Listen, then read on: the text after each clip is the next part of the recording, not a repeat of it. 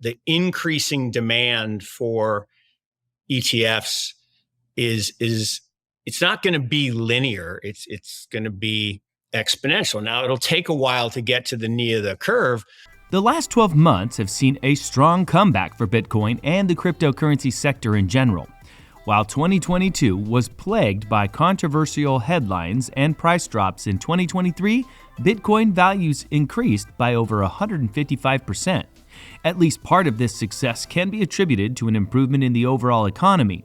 Job gains, slowing inflation, and the prospect of interest rate cuts this year have helped boost stocks, which have been shown to follow price trends similar to those of cryptocurrencies. As the leading asset with the largest market capitalization among all crypto assets, Bitcoin plays a crucial role in shaping overall market dynamics, influencing investor behavior, and impacting price movements of the broader crypto universe. Spot ETFs for Bitcoin are likely to consolidate their position as a new asset class. Traditional financial giants like BlackRock and Fidelity are now offering Bitcoin as a portfolio diversification asset to their clients worth billions of dollars, as it would increase their risk-adjusted returns. If even a small percentage, like 1% of your assets, is allocated to Bitcoin ETFs, this could generate significant demand. In today's video, we will tell you about Mark Yusko's view on Bitcoin's upside potential in 2024. But before we get into the video, make sure you subscribe to our channel and press that bell icon to never miss an update. The biggest Bitcoin-related event of the year will take place this spring, and experts believe it could be a boon for prices. Every 4 years, the infrastructure of cryptocurrencies is changed through a Bitcoin halving. Bitcoin is created through a mathematical process called mining. Miners use computers to solve mathematical problems and earn a reward in the form of newly created Bitcoins. When a halving event occurs, the total Bitcoin reward is cut in half, meaning it takes twice as much effort as before to earn the same amount of coins. Historically, Bitcoin halving events have preceded big gains. When the last one took place in May 2020, prices increased by more than 200% by the end of the year. The growing demand for ETFs will not be linear. It's going to be exponential. It will now take some time to reach the bottom of the curve, but companies like Vanguard, UBS, and Merrill Lynch will eventually lift their bans on ETFs. More capital will flow. But even if the biggest companies remain firmly opposed to it, much of BlackRock's capital comes from large venues, sovereign wealth funds, and pension funds. This demand shock will therefore not disappear, and 900 Bitcoin are produced per day.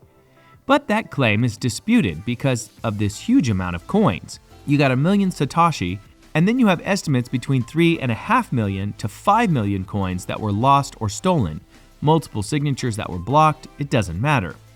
10 million in the hands of individuals, most of them hodlers. So this is one of the things that always happens in this part of the cycle.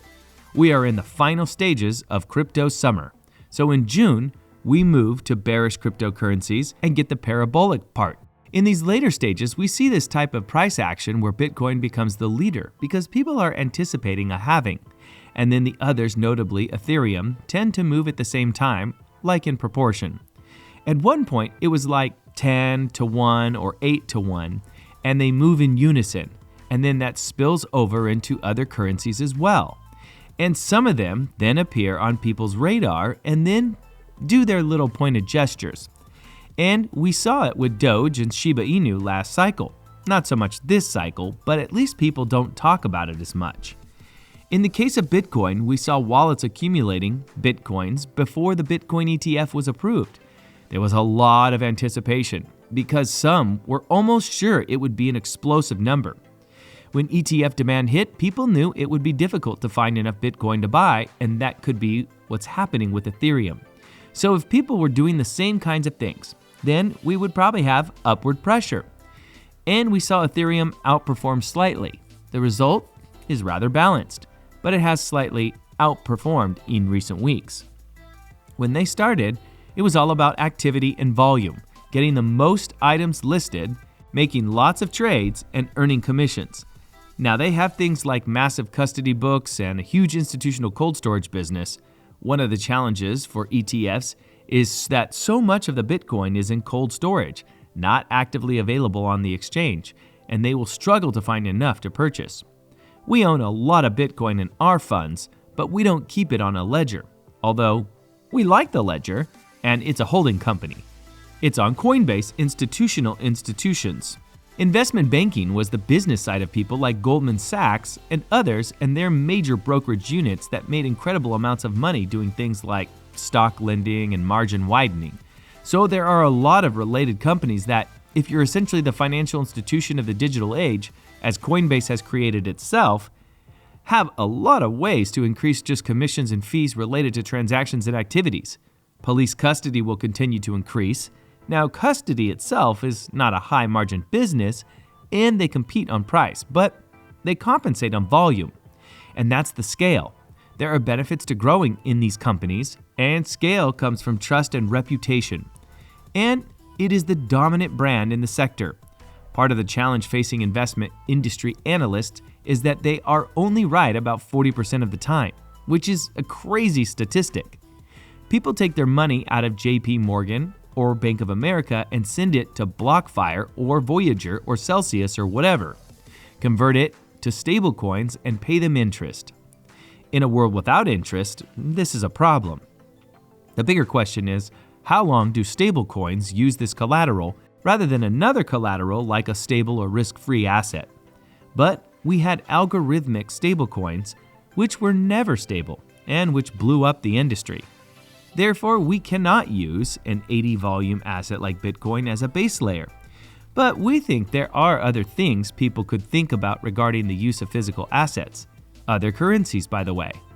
This is an advantage for us because we have a risk-free asset, which is the treasury rate. And if they want to accumulate a lot of treasury bonds, that works for us. We are in a speculative bubble on the stock market. We've only seen it once or twice in the story. We know Nvidia is not Cisco. I say, well, that's kind of the case. There are differences, but if we look at the roads, we have seen it before.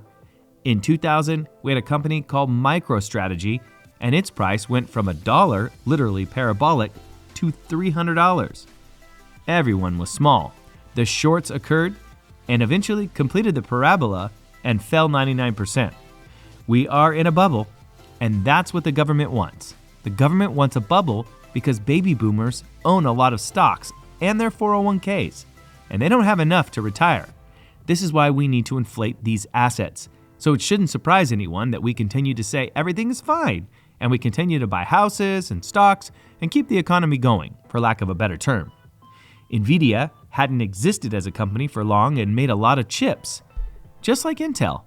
Intel had a 20-fold increase in 1999 and 2000, and that is what is going to be the future of AI and all that. But then it went down, and now it's lower, 24 years later than it was then. The same thing is happening with Cisco, as other companies are being created, and this GPU craze is real. It's real, but at some point, it will be replaced by something else. That's all for today. Let us know your views in the comments section below, and don't forget to like this video before leaving. Thanks for watching.